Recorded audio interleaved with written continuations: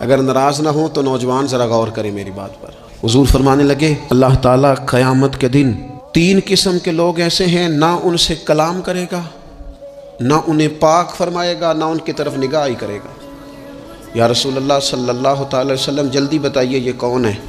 تو حضور فرمانے لگے ایک وہ شخص جو تکبر کے طور پر، دل میں تکبر ہو، تکبر کے طور پر اپنی تہمت کو یا اپنی شلوار کو ٹخنوں سے نیچے لٹکائے کہ پتہ چلے میرے پاس بڑا کپڑا ہے، تکبر کے طور پر۔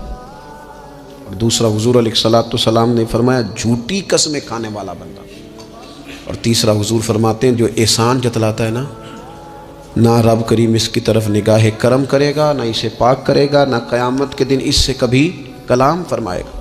ایسے لوگوں کی نیکیاں اللہ قبول نہیں فرماتا۔ اور ایک حدیث پاک اور سنیے، صحیح بخاری میں موجود ہے، اللہ کے پیارے رسول صلی اللہ تعالی علیہ وسلم، یہ اگر ناراض نہ ہو تو نوجوان ذرا غور کریں میری بات پر۔ میں ظاہر ہے معاشرے کا حصہ ہوں، سوسائٹی میں رہتا ہوں، کچھ چیزوں کو میں قریب سے جانتا ہوں۔ پتہ ہے بندہ نیک کون ہوتا ہے؟ جس کی تنہائی نیک ہوتی ہے، جو اکیلے میں نیک ہوتا ہے، تنہائی جس کی پاک صاف ہوتی ہے، اصل میں وہ بندہ نیک ہوتا ہے۔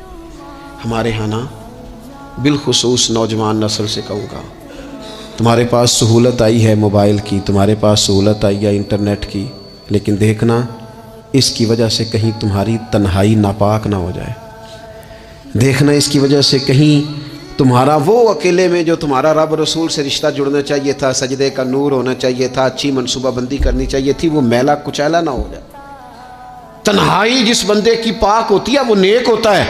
محفل میں تو ساری اچھی اچھی باتیں کرتے ہیں، محفل میں تو سارے لوگ ہی نیک ہوتے ہیں۔